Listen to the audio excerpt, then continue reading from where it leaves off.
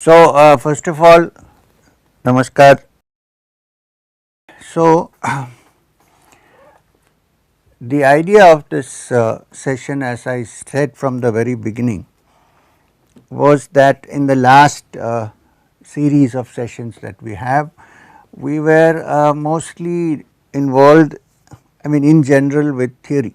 So, we were talking the Upanishads, we were doing mostly that kind of metaphysical, philosophical and theoretical studies. So, from the beginning of this session, I said I want to make it a little more practical. So, I am happy that you are practicing yogasanas regularly, someone is teaching you and that is very important. So, the whole point is, while we can theoretically discuss exploring consciousness and so on, we are unfortunately equipped only, generally equipped only with our five senses as the instruments of perception. We do not have any other senses, and so-called, mostly so-called material scientific experiments are based on what is visible through the senses. However, as we discussed a day before during the last session, there are so many elemental particles in this universe which actually can also not be seen through our five senses, which does not mean that they do not exist. There are other ways of looking at them. We discussed that in detail. Microorganisms can be seen with a microscope, which is an extension of our sight. Quantum units can be seen by the reactions. Nobody has seen quantum units. They can only be you can say they exist only because they react in the whatever field. So, it's what I am trying to say is that there are dimensions which are beyond the grasp or reach of the five sense organs. And the practice of yoga, when I say yoga, I am talking from a broad point of view, not just Ashtanga yoga or practice of asanas and pranayama, but the practice of yoga more from the point of view of dharana, dhyana and samadhi, the last parts of Ashtanga, is built up on the premise, and it has been proved by those who have practiced it, that there are other instruments of perception in the human system which are dormant and which can be activated. Because with these we can go only beyond a certain point, we cannot go.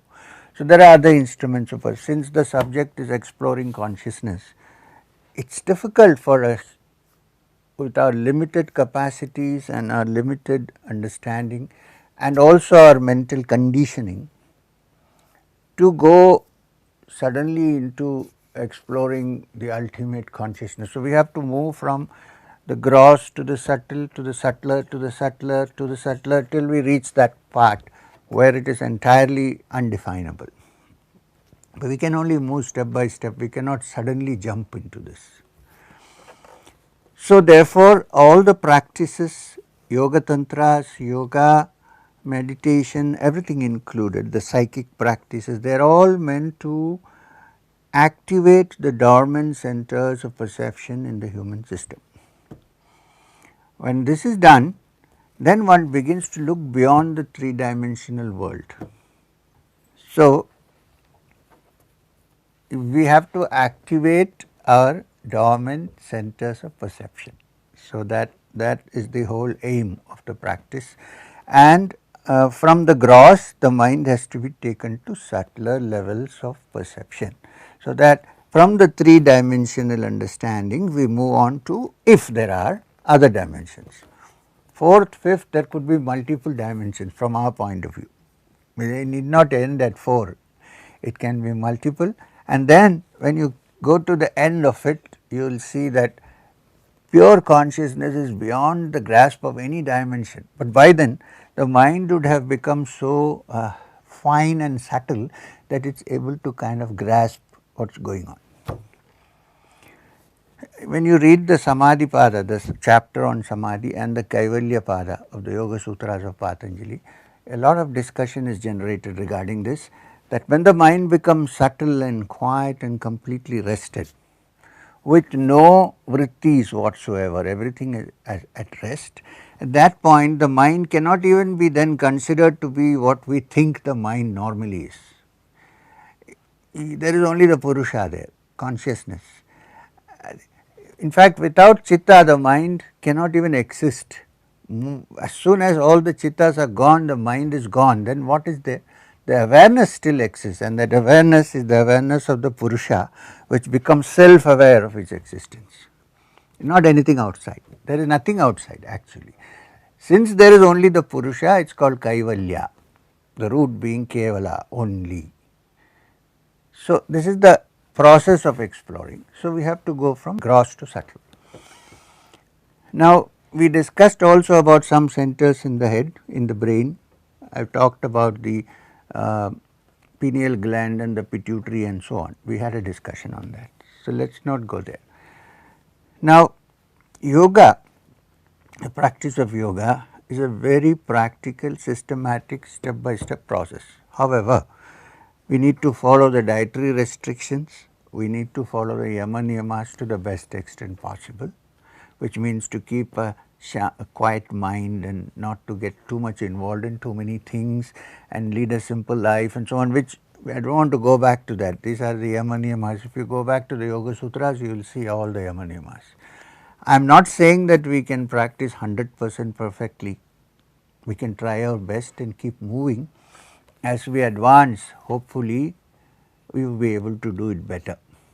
That is my understanding, because suddenly to wait for all the yama niyamas to become perfect, to start practicing the next step would be waiting for, I don't know, maybe next life. So, we should start working on it, and as it improves and as we go along, things will begin to change. Our perception begins to change, and then when our perception begins to change, we decide, okay, so it is better to be this way. So, that is what it is. So, we were discussing asanas, which is one of the steps. The most important thing about asanas is, as I said earlier, they are not just physical exercises or to develop your muscles or no. Of course, they are immune boosters, they improve your immunity and so on, but apart from that, they are in some way, they influence the endocrine system, the ductless glands in the human body, starting from the ones up above in the brain to those which are below, solar plexus and down, sacral plexus and so on. There are many glands like adrenal gland, thyroid gland, up there is the pineal gland and the pituitary gland. Now, all the head down and leg up postures improve the circulation in the brain. When they improve the circulation in the brain, they automatically give a little more life and energy to the ductless glands which are in the brain, pituitary, pineal and so on. And we discussed yesterday also in the last session how they have an intimate connection with our moods. When I meditate and when I say I feel so good, Patanjali is of the opinion that it is a chemical process in which he does not use the word chemical process, but that serotonin and dopamine, which are the feel good factors in our system, when the little more of that flows into the blood. So, you feel very nice. Now, that is not a spiritual experience, but it is a stepping stone, because when you feel very nice, then the mind becomes quiet and calm and the vrittis almost subside. When they subside, then you move towards the higher level of consciousness. So, this is a stepping stone, it is like a tarmac from which you take off. It also helps if you practice what is called sarvatra samabuddhaya, which means under all conditions you decide I am not going to be perturbed. whatever happens, happens, but I am not going to. If I get perturbed, I won't be able to solve the problem. So, I am not going to. So, that also helps in maintaining the quietness of mind and also encourage the ductless glands to give out their respective hormones into the bloodstream. So, that it a two-way process. With the mind, I invoke it, and because of it, the mind becomes calmer again. So, it is a two-way process. So, okay, that is one part of it. The other is, while lot of research is going on now, luckily, with the brain, not much research is going on with the spine and its connection to the psychic centers. If you notice in any anatomy book, the spinal cord is merely a continuation of the brain stuff, what is in the brain inside, and it goes right up to the bottom of the spine. While a lot of work has been done on the brain, there still remains a lot to be done, which again can be experimentally done on the centers in the spine. Now, these centers in the spine also correspond to the plexuses. And if you look at anatomy and physiology, Gray's anatomy, you will see that wherever the Yoga Tantras say there is a center or a chakra or a padma, there from two sides of the sympathetic nervous system a cluster of nerves comes and joins together in front. This is called a plexus. You look at all the chakras, you will find a plexus corresponding to that. So, now what probably anatomists and physiologists are not discussing is that the mind by thought is able to influence these centers. This has not been experimented upon. Therefore, in the science of Yoga Tantra, it is not expressed openly or discussed in the Yoga Sutras of Patanjali, but it is discussed in other yogic texts like the Yoga Pradipika and so on. Goraksha Shataka, Yoga Pradipika, Shiva Samhita, all it has been discussed that there is a channel in the spine which corresponds to the spinal cord, corresponds, and the bottommost center is the Mooladhara, and the highest center where it joins, where it continues and becomes the cerebrum, or from the cerebrum it like a tail it goes behind. So, the head part is the part where the Sahasrara, the 1000-petaled lotus is. Now, fortunately for us now, as I discussed earlier, we have instruments in labs which can, the electrodes can be fitted onto our brain. I am saying is not enough, they should also be fitted onto the spine, the spinal cord, and the reactions can be seen, the signals and the wavelengths that vary when a person is entering into deep meditation. This is a very important aspect of the research that one needs to do to explore consciousness. Please remember, you cannot suddenly explore the ultimate consciousness, you can go only from gross to subtle slowly. This is the yogic method. There is a school of thought like the Dzogchen which believes that you can suddenly come upon it. So, therefore, let me discuss this. So, from the lowest center which is just behind our reproductive organs, in the just above the perineum, is what is known as the Mooladhara. Now, the word is very interesting. Mooladhara means root foundation. It is the root or the foundation from which this whole setup comes. Now, the yogis believe that our awareness, our awareness in the Mooladhara is in the level of the earth, Prithvi, solid. And therefore, our awareness in that part is to do with the physical world, with Prakriti, with the physical world, with the solid world of 3 dimensions. It is to do with sex also, and it is also to do with physical reproduction, because when the prana flows from that center downwards into the reproductive organs, a new human being is created, physical human being. through the act of sex, a new human being is created. So, 1 becomes 2 and 2 becomes 3 and many.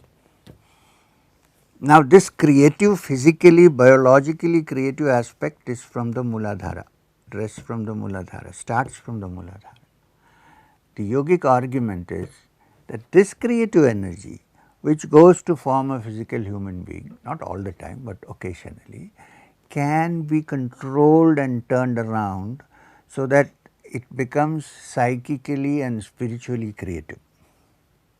Now, what happens? Here a physical being is created normally, biologically.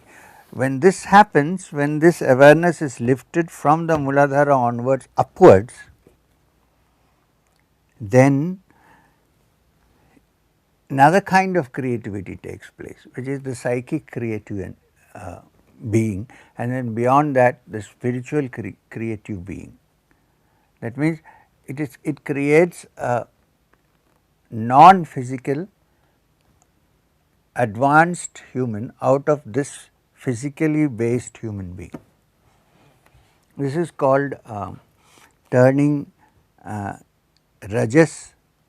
Rajas is the word used to indicate energy, movement. Rajas to ojas, ojas meaning spiritual energy. So, the one who was physical, when his awareness is guided through the Sushumna, which is the central channel, to each center which is subtler than the one which is at the end, this person undergoes a rebirth, a change. And when it reaches Sahasrara, you have completely become a new being. Now, this is the meaning of being twice born, Dvija. When you get a Upanayanam is performed and the Janu is put, you are a Dvija, twice born. Now, twice born in the physical sense means you are entering into a spiritual field. But from the yogi's point of view, actually a new birth takes place into the spirit when the physical is totally sublimated. A new being is born. So, therefore, this process starts with asanas. You see this. Suppose you are doing a head down asana. Provided you don't have high blood pressure, don't do it if you have high blood pressure. What happens? This whole process is reversed. The energies that normally flow this way are now flowing this way because your position is like that. Okay. Now, yogic anatomy physiology also understands, also believes that in our system there are innumerable channels where the energy passes through, innumerable channels. They have some number, but I think the number is insignificant, many. Out of this, only 3 nadis or channels are important for us, for the yogi, to ascend from the gross to the subtle and so on and so on, subtler and subtler. And of these, the 3 are most important. 1, the Ida nadi on the left, 2, the Pingala nadi on the right, and the Sushumna nadi in the center. Now, normally the prana flows erratically through these centers, not so much through the Sushumna, hardly flows through the Sushumna, but through Ida and Pingala it is kind of erratic. There is no systematic, there is no rhythm to it, just rhythm enough for us to physically survive and be mentally as stable as we possibly can, but not beyond that. Now, the yogis say that this prana can be controlled and made to flow through the Ida and Pingala in a proper balanced manner. Now, this balanced manner meaning that it is not erratic.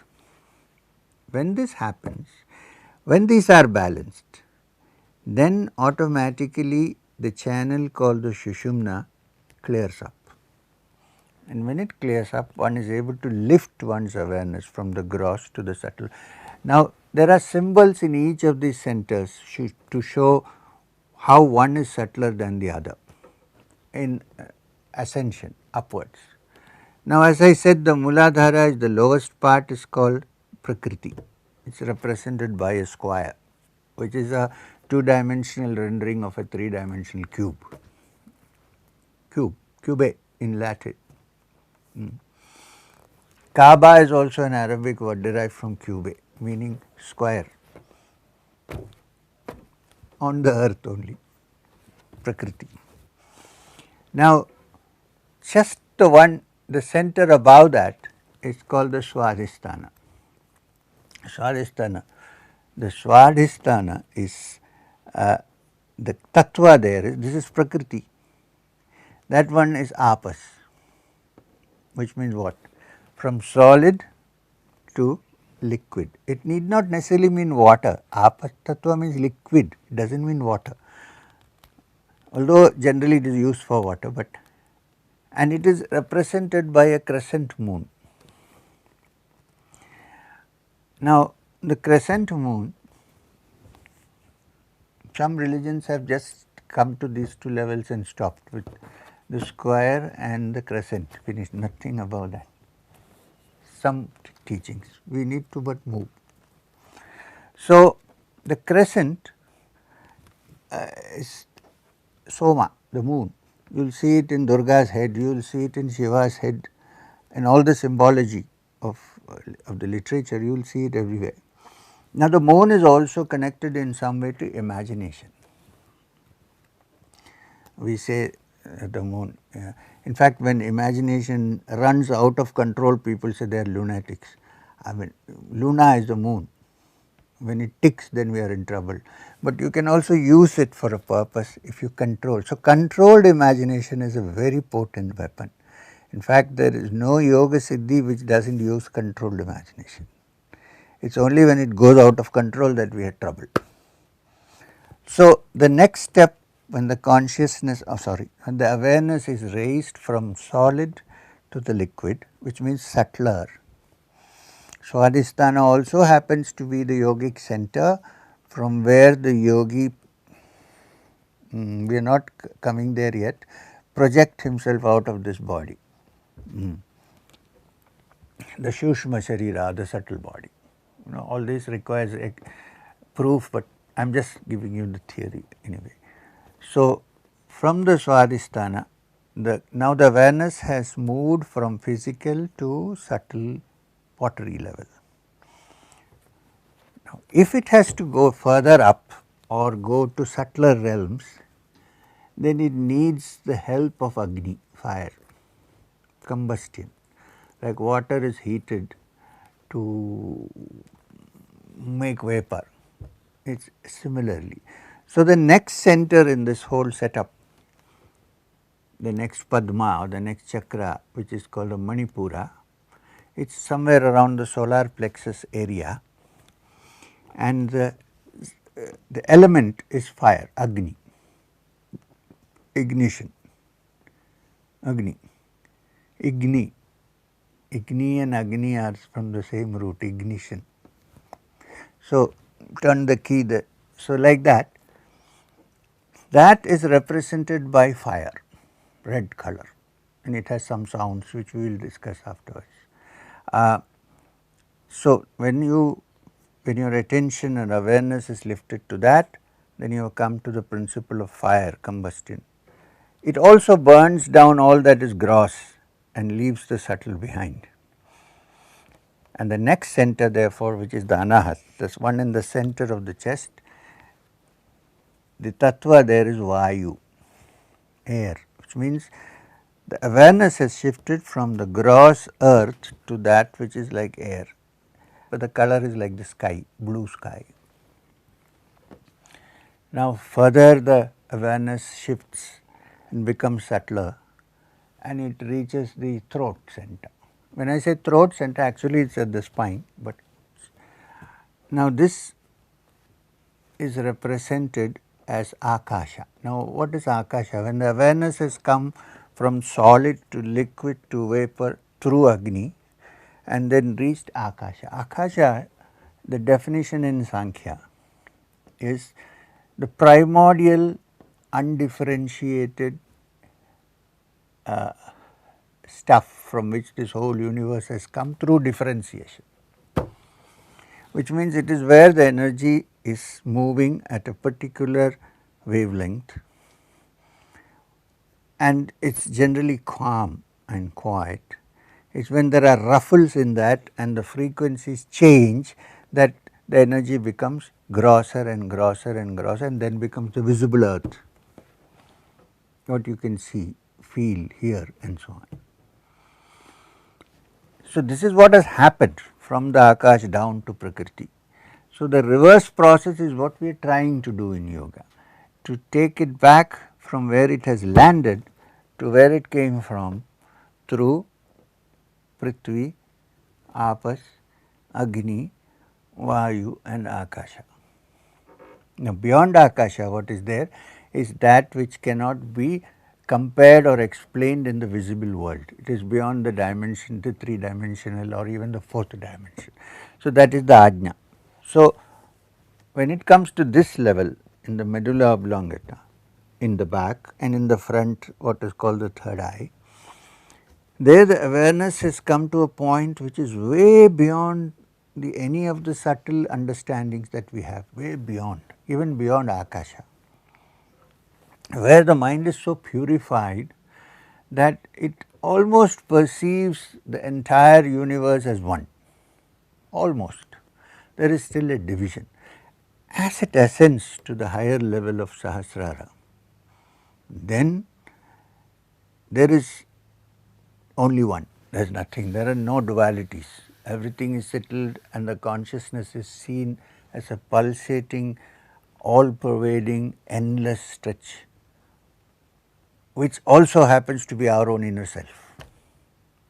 This is very interesting because in the Ishavasya Upanishad, the last few slokas, last third, one before the last, no, second Vyodhara, it says that great supreme being that I see before me, Hiranmayena patrena apasyapi hitam mukham, please remove that golden dish from your face so that I can see you face to face, you who are the truth. And then he said that truth is none other than me. Soham asmi, I am that truth. So finally, when the mind becomes so subtle and beyond all grossness and moves through different multi-dimensional understanding, it finally comes to the state where it knows that this entire universe is consciousness and I am not different from it in my true essence. This is the aim of all the exploration that has happened in the Upanishadic, yogic, Sankhyan and Vedantic knowledge. This is the aim. Now, we have to now link it with our ordinary world and how to go about it. So, therefore, my suggestion, my idea is that we should get hold of a serious practitioner or a couple of serious practitioners. Actually, this experiment once happened, but it suddenly fizzled out, I do not know for what reason. There was a Kashmiri Pandit whose name was Gopi Krishna, Pandit Gopi Krishna. Pandit Gopi Krishna did not do any much of yogic practice or anything. Now, there are explanations why some people get it fast and some people do not get, we will go to that maybe later. But he was taught by another Pandit in Kashmir who was a yogi to meditate. No other centers were given to him. He was asked to meditate on the top of his head here and a little inside on the center. So, he used to meditate in that center. You will see in his biography, you read Pandit Gopi Krishna. He used to every day for 40 years, because he got the experience of his expansion of consciousness very late in life. 40 years he practiced fixing his attention in here, inside. He was asked to imagine a flame, small tiny flame in the mid brain and meditate on it. So, I do not know whether he was given a mantra, which I do not know. So, he did this dutifully for 40 years without fail, every day twice, and when he had time even otherwise. One day something happened to him which he could not even explain, because by the time the person who gave him this practice had gone, he felt a fire come up his body and it was so burning hot that his skin began to feel like it is going to burn off. Now, I would put it to non-systematic uncontrolled practice. Suddenly something happened to him and the guide was not there too, and he felt flames bursting forth from his system, especially on this side. You must remember that this is the Pingala, which is the center for heat plus, and this is the cool, the moon center, and this is the sun center. For him it was the sun. And then the fire went into his spine and people thought he was going to die because he could not eat, he was vomiting, he was unconscious for a long time, many days, and then he came back. When he came back, it had stabilized. So, now the energy was flowing through the spine.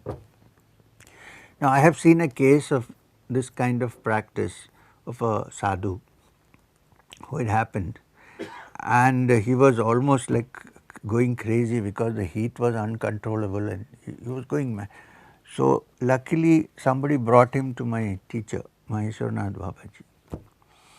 She told him the process is very simple, go and dip in the Ganga and the cold water, come back and lie down on your right side. So, for 2 days he was not allowed to move, he was lying down on his right side. He was not hungry, he would not eat nothing, he vomited whatever he. And the third day he became normal. Why? Because in yoga, in the yogic science of pranayama, the breath that goes through the right Pingala is called the sun breath, solar breath. And the breath that goes through the left, which is the Ida, is called the lunar breath. This is the cooling breath and this is the heating breath. What probably had happened to our men is that the energy was travelling only through the Pingala for a while. Now, the Pingala is the heating element. If this happens to anybody, you will notice that the right nostril is fully open, but the left is closed. Now, how to open the left so that the Ida begins to operate, the cool breath, is to lie down on the right side. When you lie down on the right side, after 5-10 minutes automatically, this is can be experimented. Even if you have sinus, you can experiment it, forget about the Kundalini. You lie down on the right side, in 5 minutes the breath gets more through the left nostril, and then you shut this and then the breath is going only through the left nostril. You feel cool, absolutely cool, even in summer. So, in Pandit Gopi Krishna's case, it somehow automatically got stabilized. When he came back and he started talking about this energy which ascended from his spine and went up, and the various capacities he developed, he also believed that even individual cells in the body are affected by this when it happens, and there is a new cell created. Experiment. So, what he did was, he started something in, I think in Srinagar, called the Kundalini Institute. And batches of people were brought and they started practicing, and then they tried their EEGs, electroencephalographs, and some research work. I do not know where it is buried or gone now because it does not exist anymore. So, I am proposing that people who are involved in scientific studies and like IIT and so on, we should start working together. Not me, anybody, any yogis who really meditate and go deep into meditation, by trying to measure their EEG first to start with, and also measuring their brain scans. and looking at the brain scans and see how the pictures change when you go into a deep meditative stage. Now, with these scans in place, you cannot fake meditation. You can't say I am deeply in meditation because you can see the difference out there. You may not see, others can see it, right. So, if this is done, I am 100% sure there will be major changes happening in the patterns, in the EEGs and everything, which is a pointer that the mind is ascending from the gross to the subtler level of consciousness, and one is entering the portal at least of universal consciousness. Okay. So, that is something to be done in future. Let us get back to this. Now, the science of pranayam. So, we moved off from the asana to the pranayam level. Pranayam, as we explained just now, is the science of breath, but the breath is linked very intimately to the prana, the life energy. So, the first step of pranayam is to stabilize the breath, that the prana that flows through the Ida Pingala. When it is balanced, then the Sushumna opens and the prana is made to ascend on the Sushumna. A few other points about pranayam. Our state of mind is very well reflected in our breathing patterns. This is a physiological fact. You are very angry, your breathing is erratic and very fast. You are working hard physically, then also it is very hard. You are emotionally aroused, yes, the breathing becomes very fast. Sexually aroused, your breathing becomes very fast, your rhythm increases. In fact, your heartbeat also increases, which is why people who get angry every now and then are likely to have more heart problems than those who do not. Why? Because the breathing rhythm increases, the blood flow suddenly rushes to the brain, hemorrhages are possible, all these things. So, the Basaveshwara, one of the founders of the Lingayat movement in Karnataka, said very nicely, when you get angry with somebody, nothing is happening to the other fellow, you are burning your own house. You know what I mean? It is accompanied by a lot of problems that can be caused to you in your physical body itself. Okay, that apart. So, our mood is reflected in our rhythm of breathing, right. So, the yogis, the rishis thought, if our mood alters the rhythm of breathing, the pattern of breathing, can the mood be changed by changing the pattern of the breath? So, from there came the science of pranayam, and it is very simple. When your breathing is very soft and quiet, suppose you are listening to beautiful music, then your mind is also very, very quiet.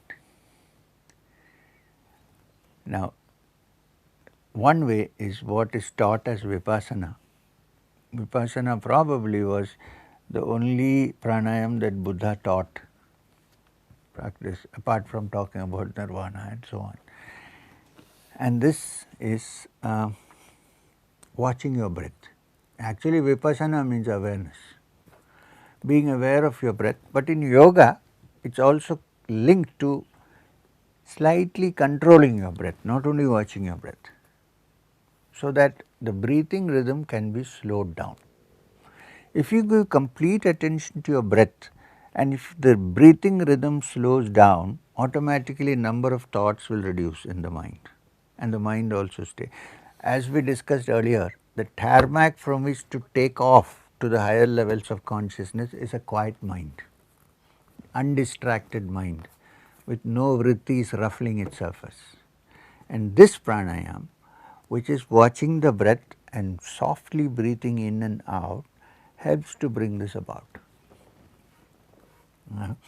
So, it is very simple. See, another thing to note, the most important nutrition for us is breath. Now we know it with COVID. What is the main thing that is not available? Oxygen cylinders. breathing. You can't breathe without oxygen. It's life and death. From the embryo in the womb till we die, it's going on. When it stops, nobody can do anything, it's gone.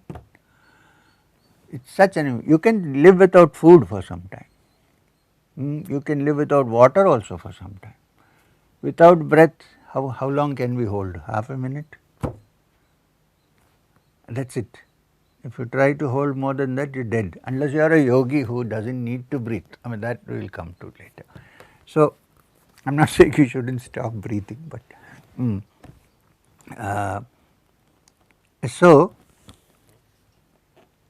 and this is such an important nutrition for us, most important, but we hardly give any attention to it. We give attention to other things, but not the breath. I am saying that give some attention to the breath. Poor chap. It is your life. It is your life. So, how to do that?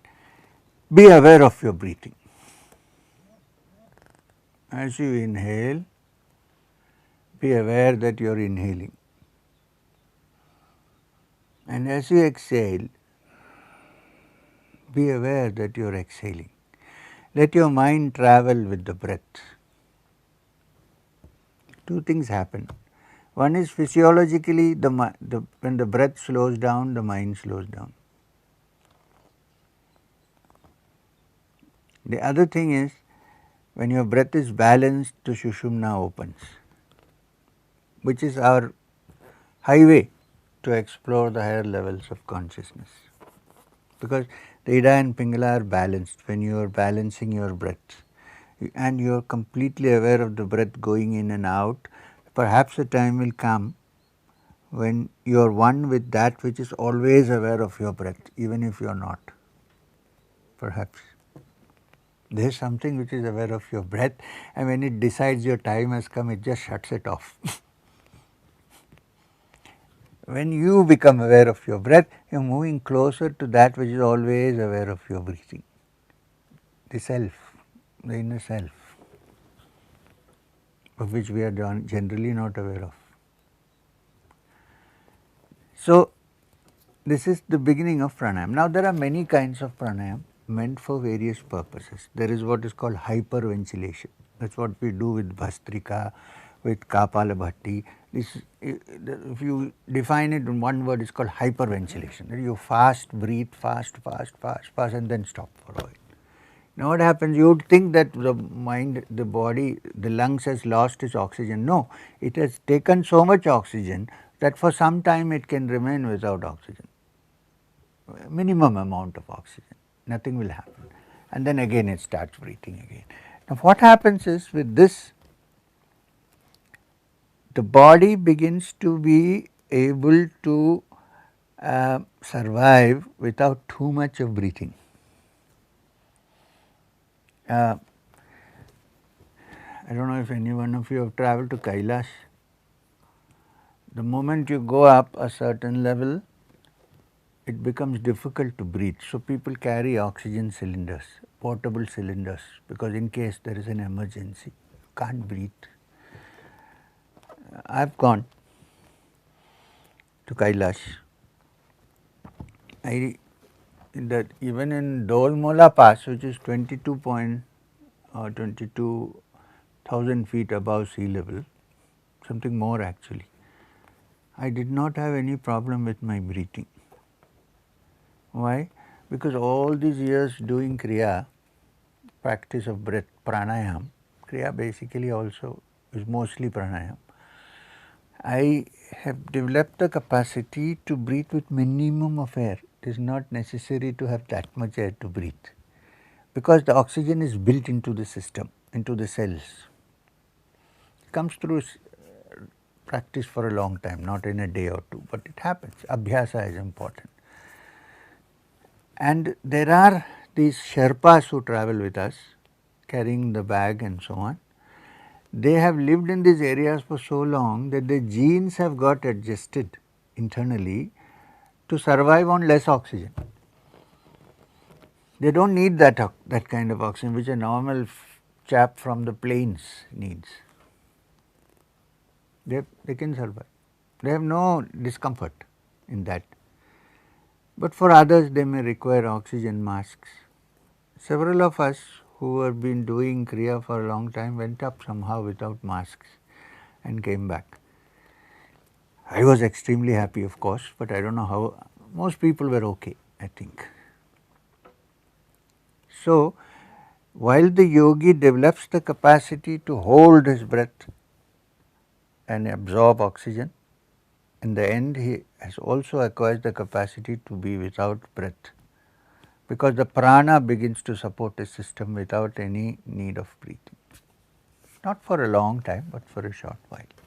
Now, what happens when this happens is all the body's metabolism becomes less, but pranayam helps.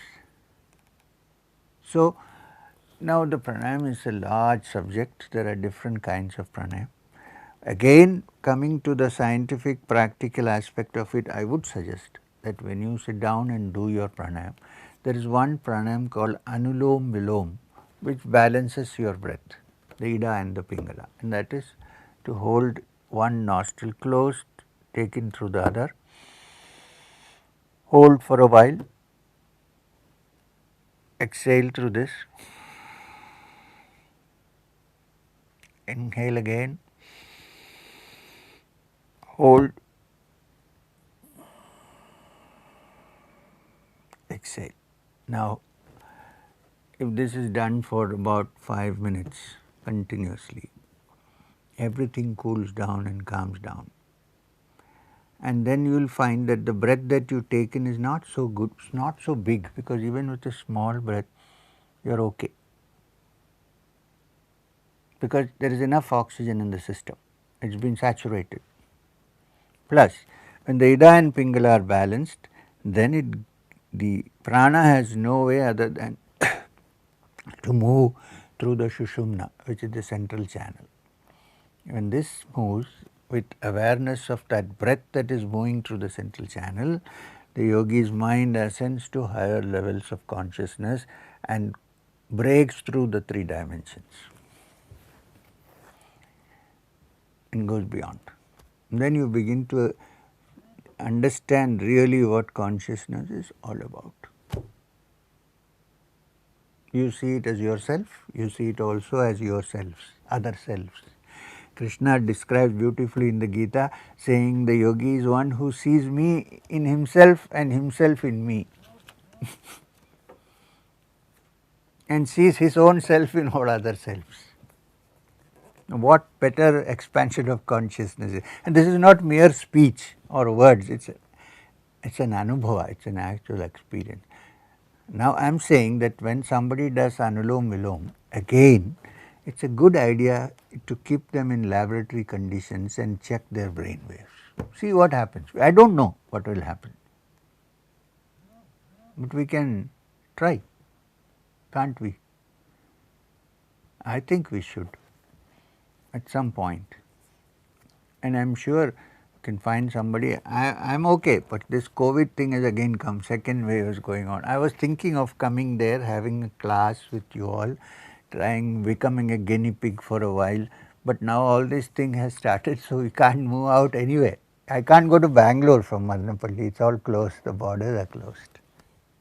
The only thing we can do is keep ourselves safe with masks, with social distancing, and keep washing your hands and don't go out into crowds. These are the only ways possible that we can do, because once it sets in, nobody knows how to handle it. When oxygen is there, not there, they are trying to give oxygen. What else can you do? And there are medicines so that congestion is removed from the chest. That is all they are doing. They cannot do anything more than that. My suggestion is, if you do pranayama and yoga and follow of course the medical precautions necessary, you will build enough immunity boosters in your system. Eat good food, proper food. Stop smoking first if you are smoking, because that gets into the lungs and interferes with everything. And if possible, I can't say anything about alcohol, because other day somebody was saying that a little bit of alcohol may be good for the throat, but we are dealing with the nose. If people who have alcohol, everything is an excuse, so we can't say anything to them. Anyway, Yeah, somebody's died, I'm drinking. Somebody's born, I'm drinking. Some celebration is going on, I'm drinking. We, we can drink internally at all times. We don't have to get the spirit in the bottle.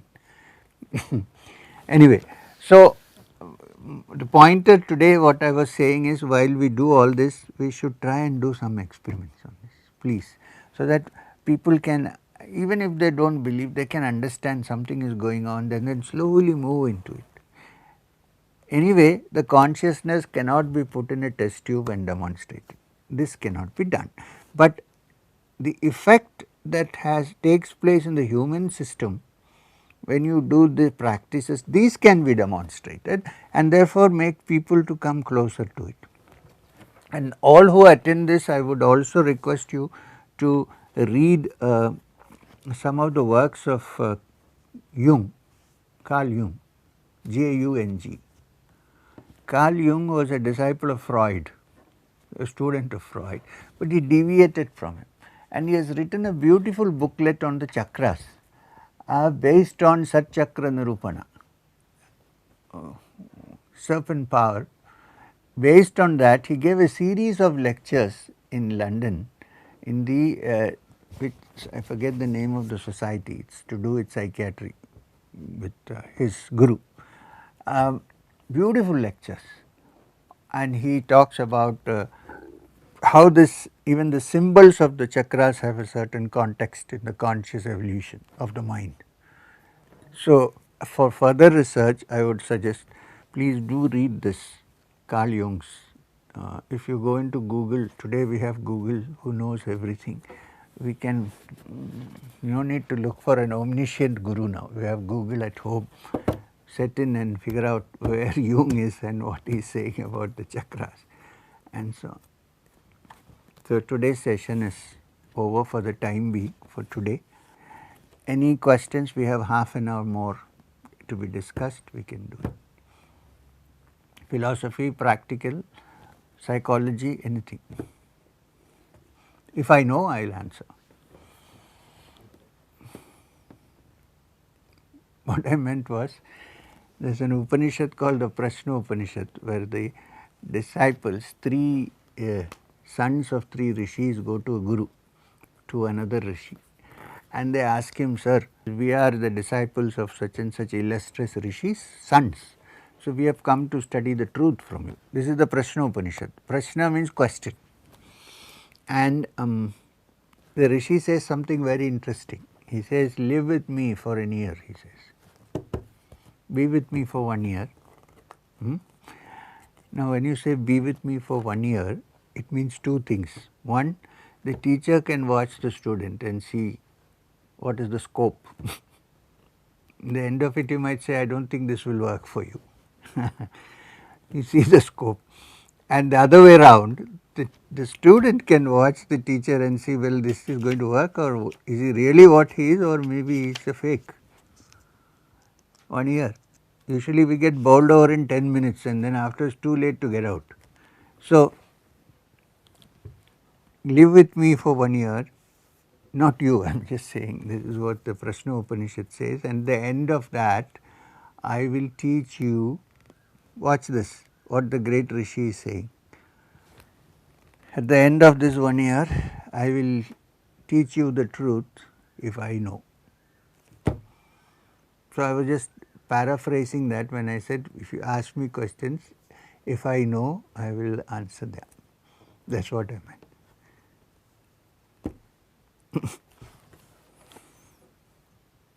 Anyone here in the who have any question?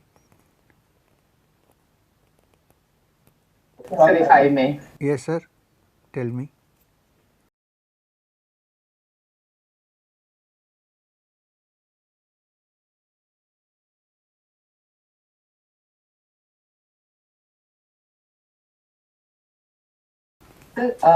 This Dvija concept, I mean, and also as you shared that even Gopi Krishnaji, based on his personal experience, was sharing that probably all the cells are reborn. I'm just curious. Could it be that the center of the consciousness, which was feeling a control of the body, that center shifts, and that's what the sense of reborn and realignment of cell that happens. I do not know if that realignment of cells which Pandit Gopi Krishna talked about is to do with Dvija. I do not know about that, but what he meant, he did not use that word, I am using this word. Dvija means born again, there are born again Christians and so on, born again. So, which means something is happening in which your direction of thought totally changes. See, it is usually going in one direction, it is suddenly taken a turn. In fact, since you discussed the cells, there is a phenomenon in the biology in the cell called mutation, a genetic mutation. Okay. Now, Darwin said everything is based on evolution and survival of the fittest, and now adaptation takes place according to, okay, fine. But then he also says that for some mysterious reason, some cells mutate, some of the genes mutate. Nobody knows why they are mutating, but they mutate. And when they mutate, the next of the species that comes from that seem to be different. This mutation happens for adaptation, of course, to the circumstances, but the mutation is not triggered by the circumstances, it is an internal trigger from the genes. That mutation changes the whole sequence for a while, and then there is a new species coming out from the old. Now, I think this mutation could be also happening when you touch the center of your consciousness, maybe. As you go closer to the center of your consciousness, so therefore, this is a theory, I think every gene, now we are going into subjects which scientists will object to, biologists, every gene has the potential in its little microscopic capacity to touch the entire consciousness of the cosmos. There is something built in out there, this may be my theory, and so that if the proper chance happens and proper conditions are there, it can access the entire whole range of consciousness. I am only saying there is a potential there. Every gene, every cell, forget about the cell, every gene has built in potential, and when you see an extraordinary individual or an extraordinary creature or an extraordinary being, it did not come from outside, it came from the genes only. So, the genes have an extraordinary capacity to mutate and expand, and I am saying it is built in, and therefore, all of us potentially have the capacity to explore the infinite consciousness. It is there in our little cells. If you look at a cell in a microscope, cells we can see in the microscope, you can't see quantum things, but you can see cells. It is an interesting life, you see an entire cosmos working out there. There is a nucleus, what is it called? There is, in the center there is something which controls everything. Then there are all those inside things moving around, some are eating food, some are excreting, and there is plasma all around, and the plasma is the main part of the cell, all other things are thin membranes. It is like here, even though there is a solid world, maximum what we have is space. Like this ultimate particle of matter, when you see an atom for instance, suppose I can see an atom, what you find there maximum space. There is a tiny nucleus and there is a very tiny electron, but maximum what is there? Space. So, space is very important.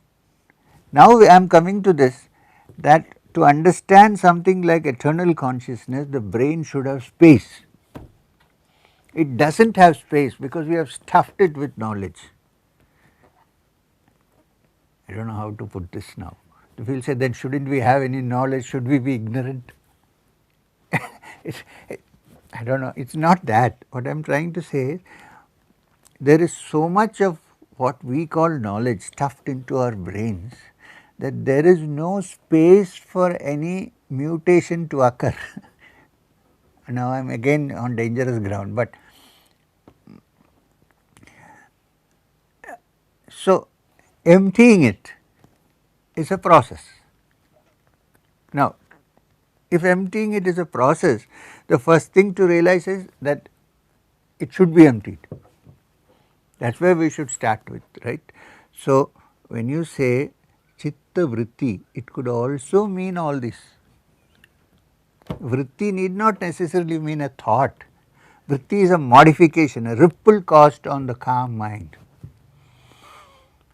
Now, we have no other place to think of the mind other than the brain, at least at the moment. When you say mind, where does thought come from? The brain. I mean, at least to us, visibly. So, what you said in a way kind of applies. We need to work on this. You know, there is a lot of work to do in this matter, theoretically as well as there are some questions, I think, on the chat box. Yes, sir. So Divyakanti Mishra has a question. Yes.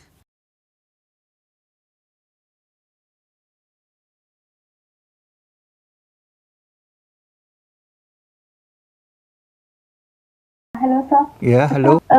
So, sir, my question is that if it's very general thing that we should follow the routine of meditation Yes. in in a daily basis, and Yes. as it is time and space dependent. Yes. But sir, sometimes it's also difficult to follow that. Sometime, like very less times, for some time it's difficult.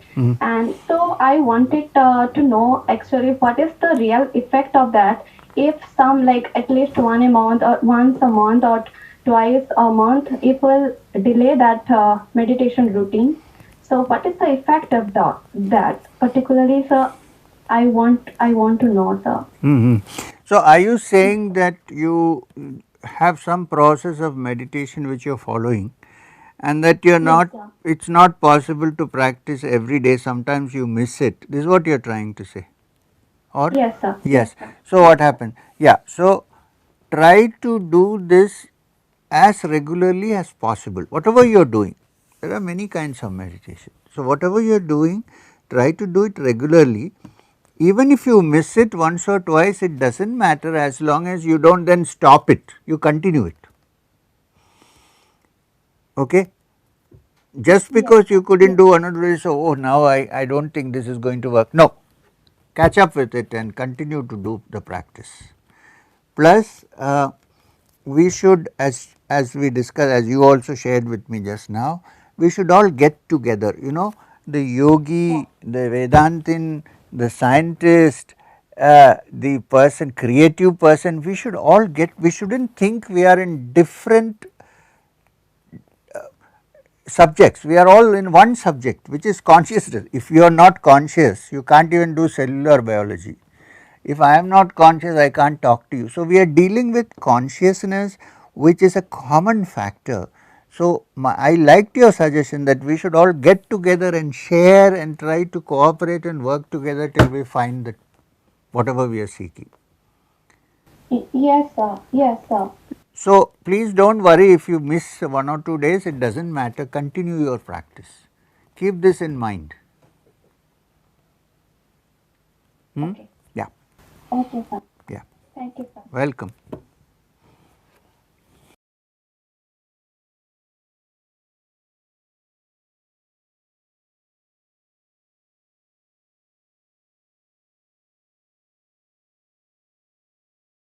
Yeah, this is Raju here. Yeah, Raju. And I'm joining in from Toronto. Okay.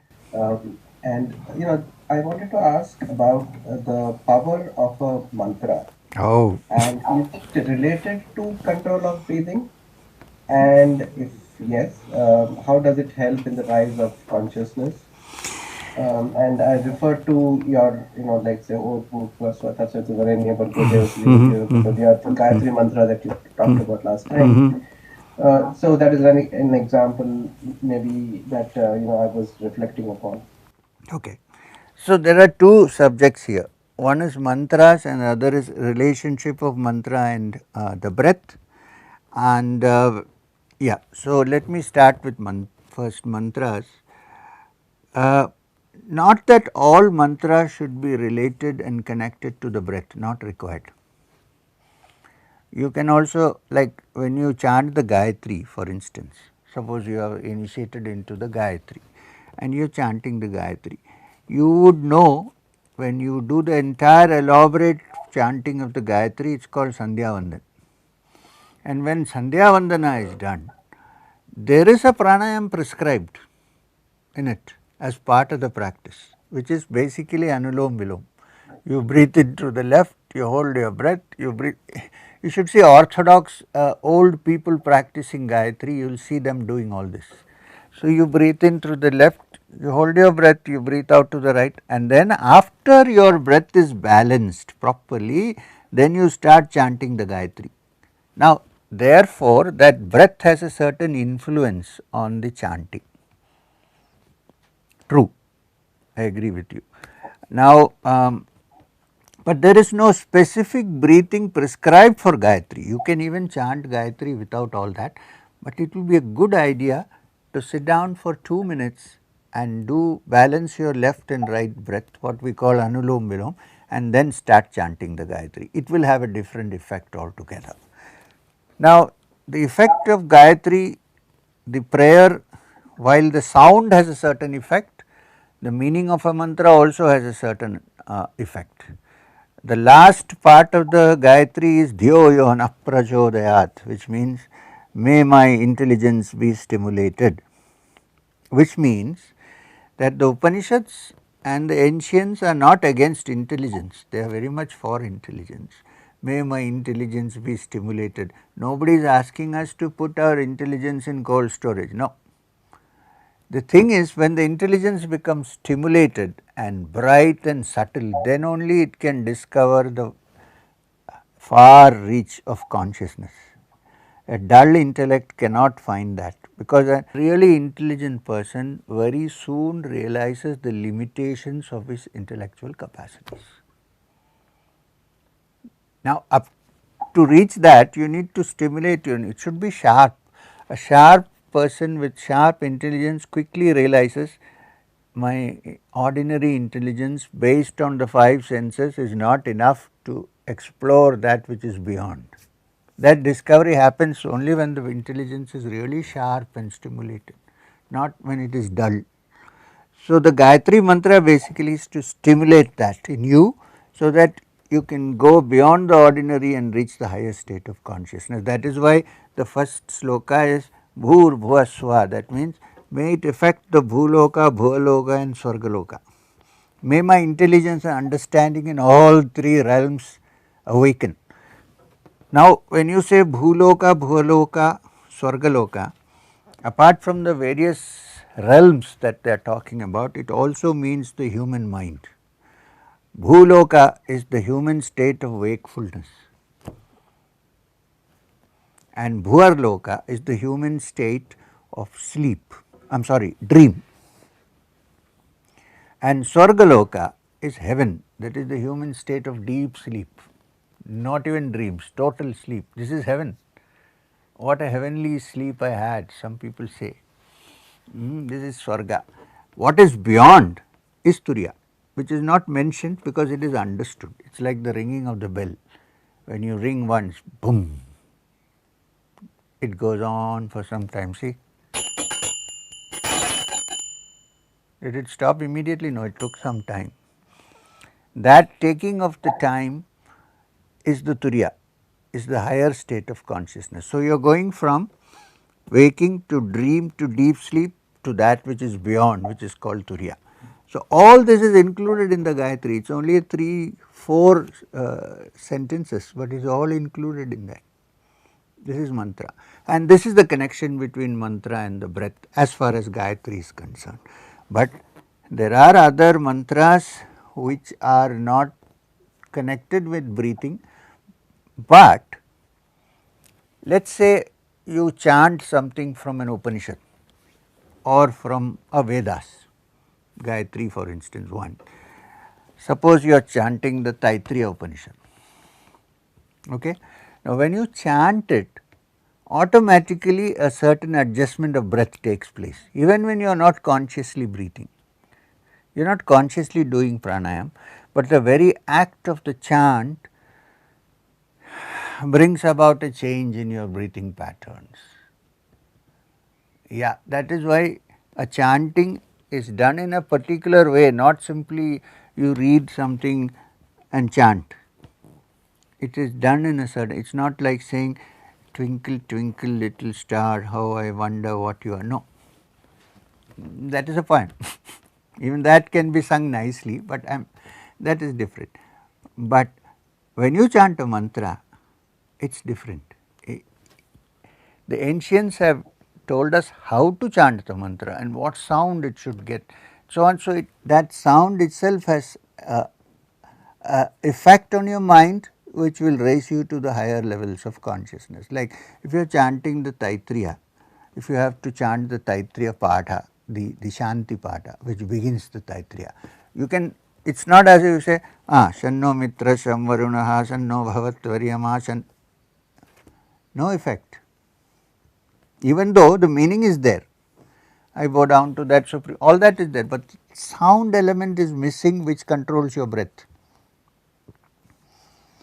So, how one who knows how to chant it? He would chant it saying, Shanno Mitra Sham Varunaha Shanno Bhavatvaryama Shanna Indro Brihaspati Shanno Vishnururukkrama Namo Brahmane Namaste Vayu Tvameva Pratyaksham Brahmasi Tvameva Pratyaksham Brahma Vadishyami Ridham vadishyami satyam vadishyami tanmamavatu tadbhaktaramavatu avatu mamavatu bhaktaram. Om Shanti. See, is there a difference?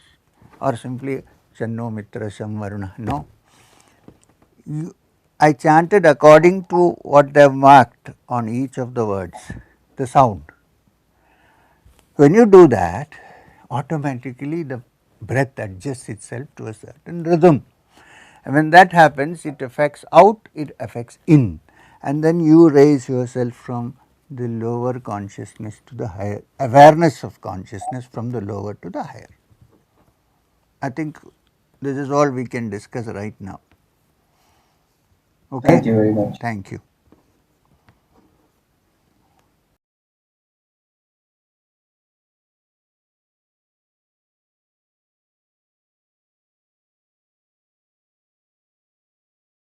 So actually, I was trying to understand the way you were saying that the consciousness increases from the gross to the more subtle to the subtler, and I'm trying to understand how the consciousness moves from the gross to the more subtle realms. Yes, sir. But when I'm thinking in terms of when I'm meditating, then my consciousness is in my mind.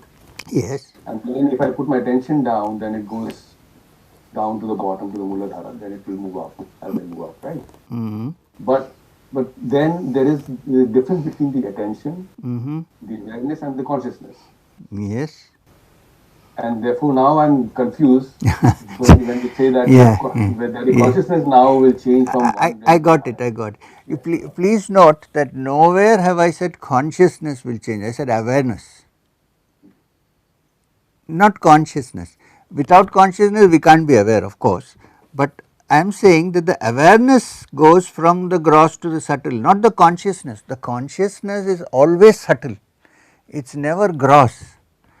I am saying our awareness, the mind as it is now, without having undergone a mutation or whatever we want to call it, the mind as it is now is aware of consciousness only at the grossest level, and therefore we need to shift our awareness from the gross to the subtle, not our awareness, not the consciousness. Consciousness is always subtle. So, Got it. this is what, usually people miss this point. Yeah. Yeah.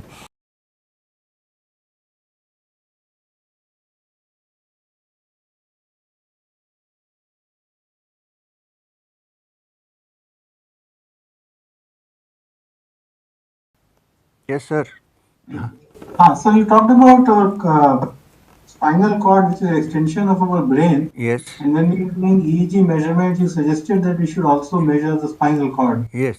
Now, the question I have is, is it in the front part of the brain where you would expect some EEG signal, or is it, sorry, the front part of the body where you expect the EEG signal, or at the back side? Back. The yogic text, back. Backside. What I am saying is, just as for an EEG, they fix electrodes in the brain, right? I don't know, they fix here, there, somewhere.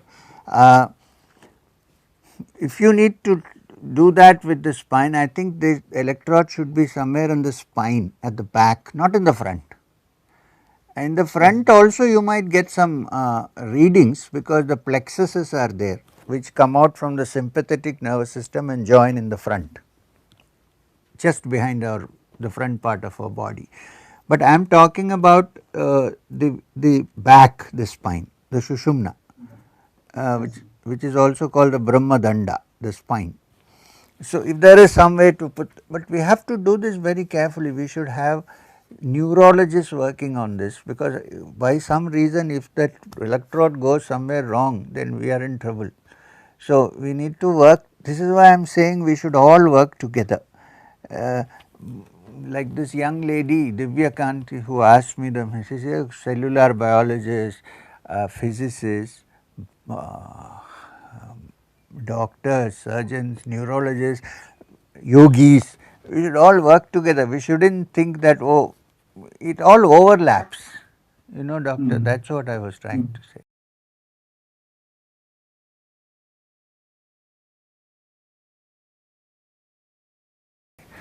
So, other question I have is, you talked about Turiya. Yes. Also, it is going beyond the sleep. That is okay. Is it possible to do those kinds of experiments where you measure EEG of people who can actually achieve that kind of state? That others should be able to do it, because I think in Turiya they may not even be aware of what is going on in Samadhi, outside world. So, if you get their permission and say, while you are in deep meditation, we are going to check you, and if it is okay, then it is possible to do that. I am sure there will be some changes reflected in the outer, what is it called? I don't know what it is called. When the internal stage is different, I am sure there will be, it will be reflected in the outer. Now, even cellular biologists can experiment and see if a person in deep meditation has any effect on the cells of the human body. This also can be tried. I personally think that this happens. Something happens, I am sure. You are no longer the same person. Either you are possessed, no, you are not possessed, but you are different. Thank you, sir. Thank you.